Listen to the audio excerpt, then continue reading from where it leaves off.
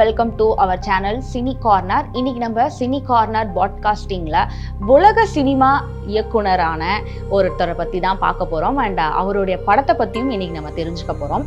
Horror film அப்படின்னாலே வந்துட்டு இப்ப நிறைய படங்கள் வருது. அந்த படங்கள் எல்லாத்துக்கும் ஒரு பிதா மகன், ஹாரர் ஃபிலிம்கே ஒரு பிதா மகன் அப்படின்னா நிச்சயமா எல்லாரும் இவரை சொல்லலாம். இப்ப வரக்கூடிய ஹாரர் ஃபிலிம்ஸ் எல்லாத்துக்குமே ஒரு எக்ஸாம்பிளா நம்ம ஒரு படம் பார்த்துட்டு வரணும் அப்படின்னா கண்டிப்பா இந்த டைரக்டருடைய படத்தை தான் எல்லா டைரக்டர்ஸும் போய் பார்க்கக்கூடிய ஒரு படமா இருக்கும் இவருடைய படங்கள் எல்லாமே. அது யாரு அப்படின்னா நீங்களே கெஸ் பண்ணிருப்பீங்கன்னு நினைக்கிறேன். ஆல்ஃபிரட் ஹிச்காக் தான். அவருடைய படமான 1960ல வெளிவந்த தி சைக்கோ மூவி பத்தி தான் இன்னைக்கு நம்ம நம்மளுடைய பாட்காஸ்டிங்ல பார்க்க போறோம். ஹிச்காக் மூவிஸ்ல எல்லாருலயுமே ஒரு பெண் கதாபாத்திரத்தை எப்படி வடிவமைச்சிருப்பாங்க அப்படின்னா, நார்மலா ஒரு பெண் பல படங்கள்ல இருக்கிற மாதிரி எல்லாம் காட்டியிருக்க மாட்டாங்க. வித்தியாசமான கேரக்டர்ஸ் தான் அந்த பெண் கதாபாத்திரத்துக்கு கொடுத்திருப்பாங்க. இதுலயும் அந்த மாதிரியான ஒரு கேரக்டர்ஸ் தான் ஹீரோயின் ப்ளே பண்ணுவாங்க. கதை ஓப்பனிங்லேயும் ஹீரோயின் ஒரு ஹோட்டல்ல அவங்களுடைய காதலனோட ரகசியமா ரகசிய அறையில இருக்காங்க. அவங்க காதலனுக்கு நிறைய கடன் இருக்கு. அதனால இவங்களை கல்யாணம் பண்ணிக்க முடியாத ஒரு சூழ்நிலையில அவர் இருப்பார். ஆல்ரெடி அவர் டிவோர்ஸ் ஆயிட்ட ஒரு ஆண்மகனா இருப்பாரு. அந்த ஊரை பொறுத்த வரைக்கும் என்ன ரூல்ஸ்லாம் டிவோர்ஸ் ஆனவங்க ஒர்க் பண்ணாங்கன்னா அவங்க கூட இருந்த பார்ட்னர்ஸ்க்கு எக்ஸ்ட்ரா அமௌண்ட் கொடுக்கணும் மாசம் மாசம். அதனால அதுக்கு அவர் சம்பாதிக்கிறதுக்கு அவருக்கு காசு பத்தாம இருந்துச்சு. அது மட்டும் இல்லாம அவங்க அப்பாவோடைய பிசினஸை அவர் பாத்துக்கிறாரு. ஒரு கடையை ரன் பண்ணிட்டு இருக்காரு. அதுல நிறைய லாஸ் அப்படின்றதுனால இவருக்கு நிறைய கடன் இருக்கு. அந்த கடன் எல்லாம் அடைச்சிட்டு தான் ஹீரோயினை நான் மேரேஜ் பண்ணிப்பேன் அப்படின்னு சொல்லிட்டு அவங்க கிட்ட சொல்றாங்க. அவங்களுக்கு என்னன்னா இவங்களை சீக்கிரமா மேரேஜ் பண்ணிக்கணும். தினமும் இப்படி ரகசியமா சந்திக்கிறது அவங்களுக்கு பிடிக்காம சீக்கிரமா மேரேஜ் பண்ணிக்கிட்டா நம்ம ஒன்னா இருக்கலாமே அப்படின்னு சொல்லி அவர்கிட்ட கேட்குறாங்க. சரி, என்னோட கடனெல்லாம் முடிச்சுட்டு வரேன், கொஞ்சம் வெயிட் பண்ணு அப்படின்னு சொல்லி டைமும் கேட்குறாரு. இவங்களுக்கு உடனே டைம் ஆயிடுச்சு. அவங்க ஆஃபீஸுக்கு போகணும். ஹீரோயின் ஒரு ரியல் எஸ்டேட் ஆஃபீஸில் கேஷியராக ஒர்க் பண்ணிட்டு இருக்காங்க. இவங்ககிட்ட நிறைய பணப்புழக்கங்கள் டே பை டே வந்துகிட்டே இருக்கும். அப்படி அன்னைக்கு ஒரு பெரிய பணக்காரர் அவங்க கிட்ட லேண்டை விற்கிறதுக்காக வருவார்.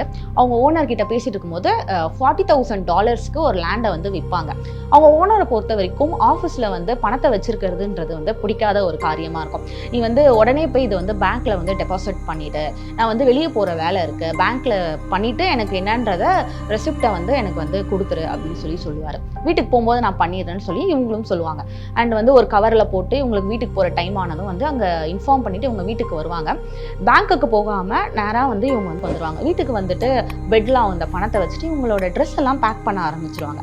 பேக் பண்ணிட்டு அந்த அமௌண்ட்டையும் எடுத்துக்கிட்டு அவங்க காரை எடுத்துக்கிட்டு அந்த ஊரை விட்டே அவங்க தப்பிச்சு போகிறதுக்காக பார்ப்பாங்க. போகும்போது கிராஸ் பண்ணுவார். அவங்களோட ஓனர் திடீர்னு கிராஸ் பண்ணுவார்.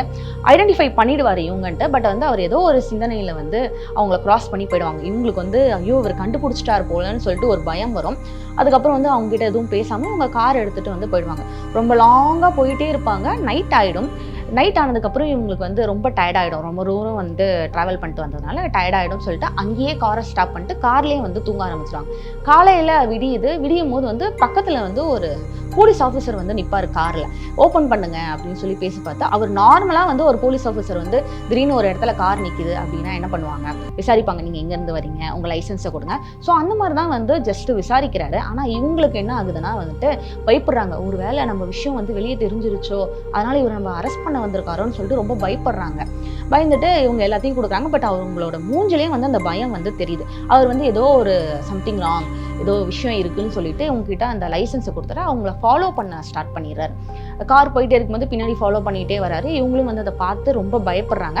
அண்ட் ஒரு கட்டத்துக்கு மேலே அவர் வேற ஒரு ரூட்ல பிரிஞ்சு போயிடுறாரு. இவங்களுக்கு கொஞ்சம் கூல் ஆகிட்டு வேற ஒரு ஊருக்கு போகிறோம், இந்த வண்டியோட போனோம்னா இந்த வண்டியை நம்பரை வச்சு நம்மளை கண்டுபிடிச்சிருவாங்க. ஸோ இந்த வண்டியை நம்ம சேஞ்ச் பண்ணணும். அதுக்காக ஒரு ஷெட்டுக்கு போகிறாங்க. ஷெட்டுக்கு போயிட்டு இவங்க வண்டியை விற்றுட்டு வேற வண்டி வாங்கலாம் நாங்கள் பேசிகிட்டு இருக்கும்போது ஆப்போசிட்டில் அந்த போலீஸ்கார் நிற்கிறாரு. போலீஸ் நிற்க பார்த்து இவங்ககிட்ட மறுபடியும் பேச்சு கொடுக்குறாங்க. இல்லை, நான் ரொம்ப தூரம் ட்ராவல் பண்ணிட்டு போகணும், இந்த காரில் என்னால் போக முடியாது, அதுக்காக நான் வேறு கார் மாற்றலான்னு சொல்லிட்டு வந்திருக்கேன் அப்படின்னு சொல்லி அவங்ககிட்ட சமாளிச்சுட்டு கார் எடுத்துட்டு வந்து இவங்க வந்து கிளம்பிடுறாங்க. கிளம்பிட்டே இருக்கும்போது நம்மளோட காதலனுக்கு கால் பண்ணலாம் அப்படின்னு சொல்லிட்டு ஃபோன் எடுக்கிறாங்க. பட் வந்து ஃபோன் பண்ண வேண்டாம், ஃபோன் பண்ணால் வந்து தெரிஞ்சிடும், ஒரு இடத்துல வந்து செட்டில் ஆகிட்டு அவங்கள வந்து கூப்பிடலாம் அப்படின்னு சொல்லிட்டு பிளான் பண்ணுறாங்க. பிளான் பண்ணிட்டே இருக்கும்போது நைட் ஆயிடுது. மறுபடியும் நைட் ஆனதுக்கப்புறம் மறுபடியும் கார்லேயே தங்க முடியாது இல்லையா, ஒரு ஹோட்டல் பார்க்குறாங்க. அந்த ஹோட்டலில் போய் ஸ்டே பண்ணலாம்னு சொல்லிட்டு அங்கே போகிறாங்க. அங்கே ஒருத்தர் இருக்கார். அவர் வந்து ரொம்ப வளவலன்னு பேசக்கூடிய ஒரு கேரக்டர். அவங்க கிட்ட வந்து சொல்கிறாங்க, எனக்கு ரூம் வேணும், வெளியூர்லேருந்து வந்திருக்கேன், ரொம்ப நேரம் ட்ராவல் பண்ணி வந்ததால் எனக்கு ஸ்டே பண்ணுறதுக்கு ரூம் வேணும், நான் மார்னிங் கிளம்பிடுவேன் அப்படின்னா அவங்களும் வந்து ஃபஸ்ட்டு ரூம் நம்பரை வந்து கொடுக்குறாங்க. ஃபஸ்ட் ரூம் நம்பரோடைய சாவியை வந்து கொடுக்குறாங்க. இவங்களுடைய பேர் போட்டால் வந்து கண்டுபிடிச்சிருவாங்க இல்லையா, இவங்க வந்து பணத்தை எடுத்துட்டு இங்கே வந்து தங்கியிருக்காங்கன்னு சொல்லி எப்படியாவது கண்டுபிடிச்சிருவாங்கன்னு சொல்லிட்டு அவங்க வேற ஒரு பேரை வந்து ரிஜிஸ்டரில் எழுதுறாங்க. எழுதிட்டு உள்ளே போகிறாங்க. உள்ளே போனதும் வந்து அந்த ஹோட்டல் பக்கத்தில் ஒரு பெரிய வீடு இருக்குது. அந்த வீட்டில் வந்து ஒரு லேடி வந்து எட்டி பார்க்குறாங்க. அதை பார்த்துட்டு இவங்க யார் அப்படின்னா அவங்க எங்கள் அம்மா தான் சொல்லிட்டு அந்த ஹோட்டலோடைய மேனேஜர் வந்து சொல்கிறாரு, எனக்கு யாருமே இல்லை, நானும் எங்கள் அம்மா மட்டும்தான் அப்படின்னு சொல்லிட்டு 2 பேரும் வந்து பேச ஆரம்பிக்கிறாங்க. எனக்கு வந்து யாருமே இல்லை, எங்கள் அம்மாவுக்காக தான் வந்து நான் வந்து இங்கே இருக்கனே, இல்லைனா வந்து என்னோட லைஃப்பை பார்த்துட்டு நான் போயிருப்பேன், ஆனால் வந்து எங்கள் அம்மா என் மேலே ரொம்ப ஆசையாக இருக்காங்க, எனக்கும் எங்கள் அம்மானா ரொம்ப பிடிக்கும். அப்படியே பேசிகிட்டே இருக்காங்க. எனக்கும் வந்து இவங்களும் வந்து ஷேர் பண்ணுறாங்க, எனக்கு ஒரு காதலன் இருக்காரு, அவங்க வந்து நாளைக்கு வராங்க, நாங்கள் கல்யாணம் பண்ணிப்போம் அப்படிலாம் பேசிகிட்டு இருக்காங்க. சரி, இவங்க வந்து சொல்கிறாங்க, எனக்கு ரொம்ப டயர்டாக இருக்குது, நான் வந்து ரெஸ்ட் எடுக்கணும், நாளைக்கு காலைல மறுபடியும் நான் ட்ராவல் பண்ணிவிட்டு ரொம்ப தூரம் போகணும் அப்படின்னு சொல்கிறாங்க. சரி, ஓகே, நீங்கள் ரெஸ்ட் எடுங்கன்னொன்னே இவங்க வந்து குளிக்க வராங்க. ரூமில் வந்து குளிச்சுட்டு இருக்காங்க. திடீர்னு வந்து ஒரு உருவம் வருது. ஒரு அம்மா வந்துட்டு கத்தியோட வந்து அவங்கள அடிச்சு சாவடிச்சிடுறாங்க. அந்த பாத்ரூம்லேயே வந்து அவங்க ரத்த வெள்ளத்தில் வந்து செத்து கிடக்குறாங்க ஹீரோயினை.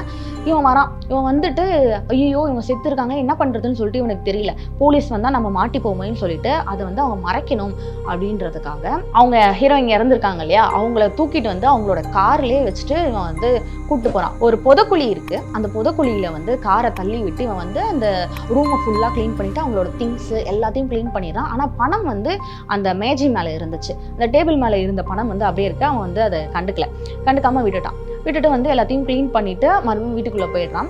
இவங்க வந்து பணத்தை காணோம் அப்படின்ற விஷயம் வந்து அப்போதான் வந்துட்டு அந்த ஓனருக்கு தெரிய வருது. இவ தான் வந்து பணத்தை எடுத்துகிட்டு போயிருக்கா அப்படின்னு சொல்லி தெரிய வந்தோன்னா ஒரு டிடெக்டிவ் வைக்கிறாங்க. டிடெக்டிவ் வச்சு அவங்களை கண்டுபிடிக்கணும் அப்படின்னு சொல்லிட்டு சொல்கிறாங்க. இந்த டிடெக்டிவ் என்ன பண்ணுறாரு, எடுத்ததும் அவங்க காதலனை பார்க்க போகிறாரு. இவளுக்கு வந்து ஹீரோயினுக்கு வந்து ஒரு சிஸ்டரும் இருக்காங்க. சிஸ்டரை பார்க்க போகிறாரு. சிஸ்டர்கிட்ட வந்து எதுவுமே தெரியல, இல்லை அவன் என்கிட்ட எதுவுமே சொல்லலை, அவள் ஆஃபீஸ் தான் போயிருந்தா அப்படின்னு சொல்கிறாங்க. அவங்க காதலனை பார்க்க அவருடைய கடைக்கு போகிறாங்க. கடைக்கு போகும்போது இல்லை, நீங்கள் வந்து ஏதோ மறைக்கிறீங்க, அவளுக்கு ஏதோ ஆயிடுச்சு, நீங்கள் தான் பணத்தை எடுத்துக்கிட்டு அவள் மேலே வந்து பழி போடுறீங்கன்னு காதலன் வந்து நம்பாமல் சொல்கிறாரு. இவளுக்கு என்ன சந்தேகம்னா, ஃபஸ்ட்டு வந்து அவளை அனுப்பிட்டு இவங்கெல்லாம் வந்து பின்னாடி அவள் கூட போகலாம் அப்படின்னு சொல்லி பிளான் பண்ணியிருக்காங்க போல அப்படின்னு சொல்லி அவங்ககிட்ட நிறைய விசாரணையெல்லாம் நடத்துறாரு. விசாரணையில் வந்து இவங்க மேலே எந்த தப்பும் கிடையாது, இவங்களுக்கு எதுவுமே தெரியாது போல அப்படின்னு சொல்லிட்டு இவர் வந்து போக ஆரம்பிக்கிறார். அவருடைய காரோடைய நம்பர் இருந்துச்சு இல்லையா, அந்த காரோடைய நம்பரை எடுத்துக்கிட்டு அவர் போய் விசாரிக்கிறாரு. விசாரிச்சு அந்த ஹோட்டலில் தான் அவள் தங்கியிருக்கா அப்படின்றது வந்து தெரிய வருது. அந்த ஹோட்டலுக்கு போயிட்டு அந்த ஹோட்டல் மேனேஜர்கிட்ட வந்து விசாரிக்கிறாங்க. அந்த ரிஜிஸ்டரை காட்டுங்க, ரிஜிஸ்டரை வச்சு அவன் வந்திருக்காதான் இல்லையான்னு கண்டுபிடிக்கணும் இல்லையா. ரிஜிஸ்டரை பார்க்குறாங்க. அவள் தான் வேற ஒரு பேர் எழுதி வச்சிருந்தாலே, ஆனால் இவர்கிட்ட வந்து அவளோட ஹேண்ட் ரைட்டிங் வந்து இருந்துச்சு. ஒரு பேப்பரில் எழுதி வச்சிருந்த ஹேண்ட் ரைட்டிங் பார்த்துட்டு ரெண்டும் மேட்ச் ஆகுது. ஸோ வந்துட்டு அவன் இங்கே தான் தங்கியிருக்கா அப்படின்னு சொல்லி கன்ஃபார்ம் பண்ணிவிட்டு அந்த ஃபோட்டோ காட்டுறாங்க. இவனும் வந்து தெரியாத மாதிரி கொஞ்சம் யோசிச்சுட்டு, ஆமாம் போன வாரம் வந்து இவங்க இங்கே தான் தங்கியிருந்தாங்க, ஆனால் அவங்க வந்து காலையிலே கிளம்பி போயிட்டாங்களே, என்னாச்சு நீங்கள், ஓ அப்படியா அப்படின்னு சொல்கிறாரு. மறுபடியும் வந்து அவங்க அம்மா வந்து அங்கேருந்து எட்டி பார்க்குறாங்க. அது யார் அப்படின்னு கேட்டோன்னா எங்கள் அம்மா தான் அப்படின்றார். நானும் எங்கள் அம்மா மட்டும்தான் இங்கே இருக்கோம், ஸோ வந்து அவங்களுக்கு உடம்பு சரியில்லை, அதனால் அப்பப்போ வந்து ஜன்னல் வழியாக எட்டி பார்த்துட்டு போவாங்க அப்படின்றாரு. இவளுக்கு வந்து ஏதோ சந்தேகமாயிட்டு அவங்களுக்கு ஃபோன் பண்ணுறாரு. நம்ம ஹீரோயினோடைய காதலன் இருக்கா இல்லையா, அவங்களுக்கு ஃபோன் பண்ணி நான் வந்து அந்த வீட்டுக்குள்ளே போகிறேன், 1 hourல வெளியே வந்து உங்களுக்கு கால் பண்ணலைன்னா நீங்கள் கிளம்பி இந்த இடத்துக்கு வாங்கன்னு சொல்லி டீட்டெயில் எல்லாம் சொல்லிட்டு உள்ளே போகிறாரு. உள்ளே போய் பார்க்கும்போது அவங்க அம்மா திடீர்னு வந்து அந்த கத்தியால் அவரையும் குத்தி சாவடிச்சிருவாங்க. அவங்க பையன் வருவார். வந்துட்டு மறுபடியும் எப்படி வந்து ஹீரோயினை வந்து அவர் யாருக்கும் தெரியாமல் கொண்டு போய் ஒரு பள்ளத்தில் போட்டாரோ அதே மாதிரி சேம் இவரையும் வந்து கட்டி கொண்டு போய் வந்து அந்த புதக்குழியில் வந்து போட்டுருவார். இவங்களுக்கு வந்து சந்தேகம் வரும். 1 மணி நேரத்தில் கால் பண்ணுறேன் அப்படின்னு சொல்லி சொன்னார். 3 hours ஆச்சு, இன்னும் கால் பண்ணல, ஏதோ ஒரு பிரச்சனையாக இருக்குமா அப்படின்னு சொல்லி யோசிக்கிறாங்க. ஒரு வேளை வந்து இவர் வந்து அவளை வந்து சாவடிச்சுட்டு இந்த பணத்தை இவர் எடுத்துகிட்டு போயிட்டாரா, நம்ம அங்கே போய் பார்க்கலான்னு சொல்லிட்டு ஹீரோயினோடைய சிஸ்டரும் அந்த காதலனும் வந்து கிளம்பி அந்த லாட்ஜுக்கு போகிறாங்க. அங்கே போனதும் வந்து அவர்கிட்ட மறுபடியும் விசாரிக்கிறாங்க. 2 பேரும் தனித்தனி ரூம் எடுத்து தங்குறாங்க. இவர் வந்து அவங்க சிஸ்டர்கிட்ட என்ன சொல்கிறாருன்னா, நான் வந்து இவங்ககிட்ட பேச்சு கொடுத்துக்கிட்டே இருக்கேன், அந்த சமயத்தில் நீ உள்ளே போயிட்டு அங்கே தான் வந்து அவள் இருக்காளா, அவளை என்ன பண்ணியிருக்காங்க அப்படின்னு சொல்லிட்டு பார்க்கலாம் அப்படின்னு சொல்லிட்டு அவர் யோசிக்கிறார். சரின்னு சொல்லி அவங்க கிட்ட பேச்சு கொடுத்துக்கிட்டே இருக்காங்க. இவளும் உள்ள போறா. உள்ள போனோம்னா அந்த வீடு வந்து ரொம்ப பெருசா இருக்கு. எல்லா அறையிலையும் தேடி பார்த்துட்டு கடைசியா ஒரு ரூம் இருக்கு. அந்த ரூம் வந்து ரொம்ப சீக்ரெட்டா அந்த வீட்டுக்கு கீழே இருக்கு. அதை கண்டுபிடிச்சு உள்ள போனா ஒரு சேர்ல வந்து ஒரு லேடி வந்து திரும்பின மாதிரி உட்காந்துட்டு இருக்காங்க. ஒருவேளை இவதான் ஹீரோயின் அப்படின்னு நினைச்சிட்டு அவ கிட்ட போனா அது வந்து ஒரு இறந்த சடலம், எலும்பு கூண்டோட ரொம்ப அழுக்கி போய் அந்த இடத்துல வந்து உட்காந்துட்டு இருக்கும். இவளுக்கு ஒண்ணுமே புரியாது. அந்த சமயத்துல வந்து அவன்கிட்ட வந்து பேச்சு கொடுத்துட்டு இருந்தான் இல்லையா, ஹீரோவையும் அடிச்சுட்டு அவன் வந்து இவளை கொல்றதுக்காக வந்துருவான். கத்தி எடுத்து குத்த வரும்போது கரெக்டா ஹீரோ வந்து இவனை வந்து அடிச்சுட்டு போலீஸ்ல வந்து இவரை வந்து ஒப்படைச்சிருவாங்க. அப்பதான் வந்து இந்த கதையிலே ஒரு பெரிய ட்விஸ்ட் வந்து நம்மளுக்கு தெரிய வரும். என்னன்னா வந்துட்டு அவங்க அம்மா அப்படின்ற ஒரு கேரக்டரே வந்து படத்துல இருக்கவே இருக்காது. அது அவனுடைய மல்டிபிள் பர்சனாலிட்டியில அவனா நடந்துக்கக்கூடிய ஒரு விஷயமா தான் இருக்கும். அவங்க அப்பா இறந்ததுக்கு அப்புறம் அவனும் அவங்க அம்மாவும் வந்து தனியா தான் தங்கி இருந்தாங்க. அவங்க அம்மா வந்து அவன் மேல முழுக்க முழுக்க அவ்வளோ ஒரு லவ்வோட இருந்திருக்காங்க. ஆனா அதே சமயத்துல வந்து அவங்க அம்மாவுக்கு வந்து வேற ஒரு ஆணோட வந்து ஒரு லவ்வும் வந்திருக்கு. அவங்கள நம்ம கல்யாணம் பண்ணிக்கலாம் அப்படின்னு சொல்லிட்டு பிளான் பண்ணியிருக்கும் போது இவனுக்கு என்ன தோணுச்சுன்னா, அவங்கள கல்யாணம் பண்ணிக்கிட்டா நம்ம அம்மா வந்து நம்ம மேல காட்டக்கூடிய அன்பு வந்து குறைஞ்சிரும் அப்படின்னு சொல்லி பொசசிவ்ல 2 பேருக்குமே வந்து விஷம் வச்சு சாவடிச்சிருவான்.